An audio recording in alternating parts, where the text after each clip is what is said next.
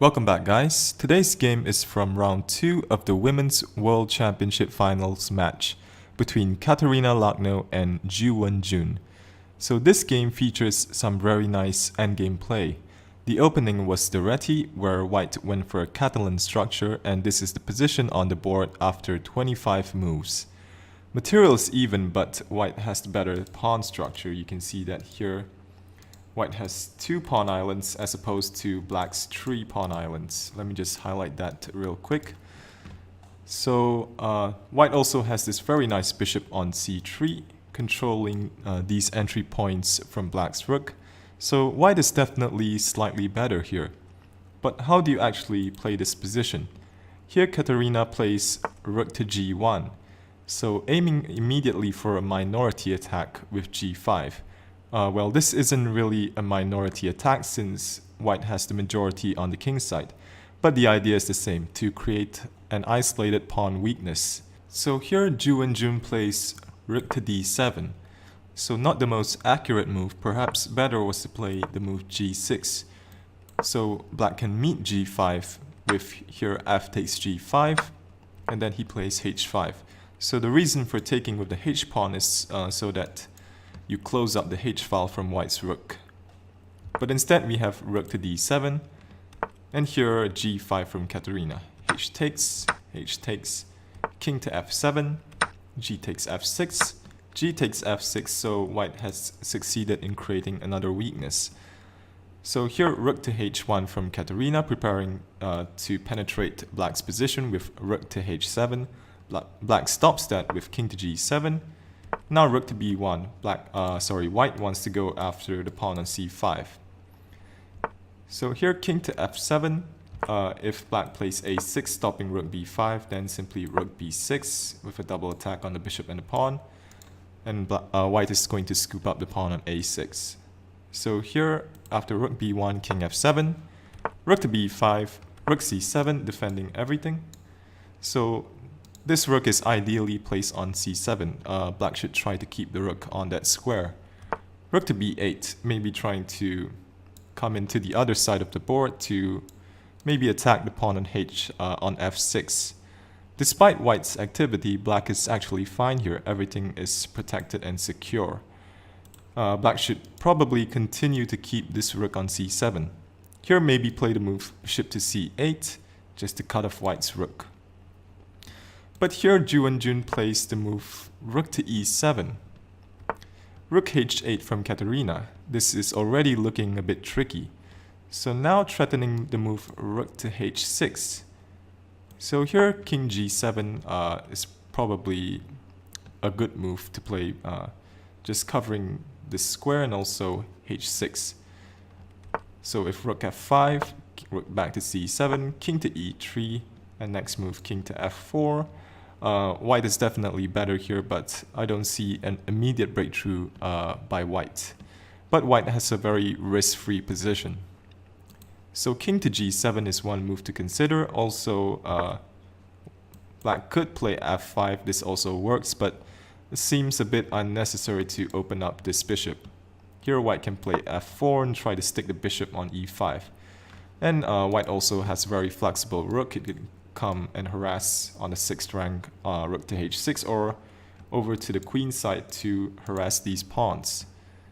So still quite tricky after f5.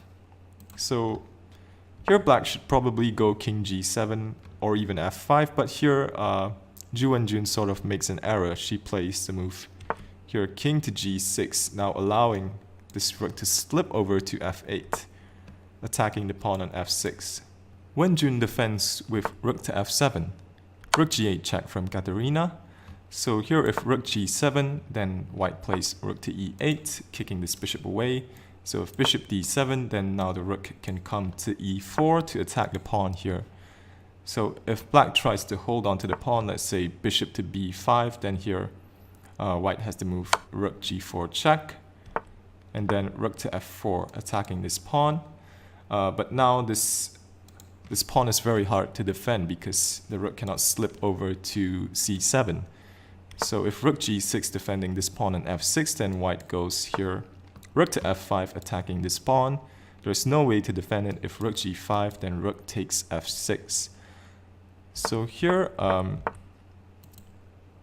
instead of after rook to e8, instead of bishop d7, let's say bishop to f5. Then here white has e4, kicking this bishop away. If bishop back to d7, then rook to a8.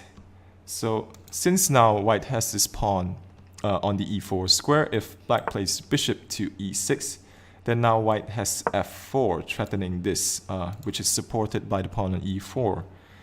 So if black goes bishop to g4, here is worth noting that black cannot play f5 because then bishop takes g7. So if bishop to g4, then f5 check, and then play king to e3, just stopping black from entering the position with his king. And then white will try to go after one of these pawns. So if black tries here rook to d7, with the idea of rook to d3, then here rook g8 check. The black rook no longer controls the g file, then here king to h6. And there are quite a few winning moves for white. He can play rook takes, he can play bishop takes f6. Both are winning. So here if rook takes, then rook d3 check. If black takes on c3, then white plays rook g6, king h7, rook takes. So here white's pawns are a lot faster. White also has rook to c6, so he has a great position. So that is what happens after rook to g7. Here, Wenjun tries king to h7, which is no better. Black's position is already quite difficult. So here we have rook to d8 from Kateryna, a very nice move, threatening rook d6, and then rook to c6. And black doesn't really have a good move here. If bishop d7, then white can go bishop takes f6. If that is taken, then rook takes d7, followed by taking on a7. So here, if bishop to f5, then rook to d5 with a double attack, and white is going to pick up a pawn. So here, black tries to move king to g6. We have rook to d6. Kateryna continues on with her plan. Rook to e7, but now rook c6, and white wins a pawn. King f7, rook takes c5, rook to d7. Here, rook to c6, keeping the pressure on the f6 pawn. f5 from black. King to e3. Kateryna just improving the position of her king.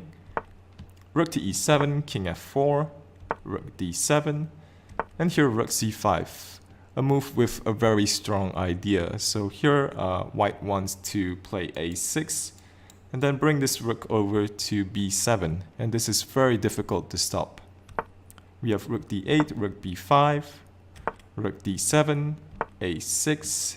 So here rook to e7 might have offered more resistance, but white is definitely still better if not winning. So here not rook to b7 immediately, because then bishop to c8, and if rook retreats, then bishop takes a6. So here white first goes bishop to b4, prompting the rook to go to d7 or c7. If rook to d7, then rook b7, and if black doesn't want to take here, if he plays, for example, king to e8, then white simply improves the position of his king, king to e5. Comes with a tempo on the bishop, and after bishop moves, maybe even king takes f5. White is up 2 pawns with a very active rook on b7, and this is definitely winning for white. So here, if rook to c7, then again white goes rook to b7. Now this rook is undefended. So if black tries rook to d7, then here bishop c5. Going after the pawn on a7, and there is simply no defense. And after the pawn falls, white is going to run this pawn to the promotion square. So rook to e7 might have offered more resistance, but white is definitely still winning after that. So here we have king to g6 from Wenjun, king to e5. So Kateryna is in no rush to play rook to b7, so this comes with tempo on the bishop. If the bishop retreats to f7, then rook to b7 is very strong. So here we have the move rook to e7. Wenjun tries to defend the bishop while keeping control of the 7th rank, but here rook b7. So if that is taken, then white simply promotes. So here Wenjun tries rook to e8, so giving up the pawn on a7. That is taken.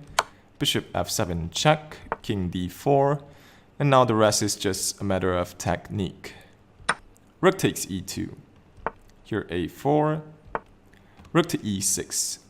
So here king to c5 from Kateryna, just wanting to protect this pawn with king b5, king to a5 to free up this rook. So not king takes here, that would be a big mistake. Then rook to e7, black wins the rook and the game. So here king to c5, wanting to play king b5, so black stops that with bishop to e8. But now the 7th rank is open and white plays rook to g7 check, king h6, a7, rook h6, a last-ditch effort to save the game, but here it is already hopeless for black. Many moves win here for white, even the simple a5. But here Kateryna plays the move rook to e7. We have rook to c6 check, king to b4, rook to c8 defending the bishop. So here it is worth noting that if bishop takes a4, then white has rook to e6 check. So if rook takes, then white promotes.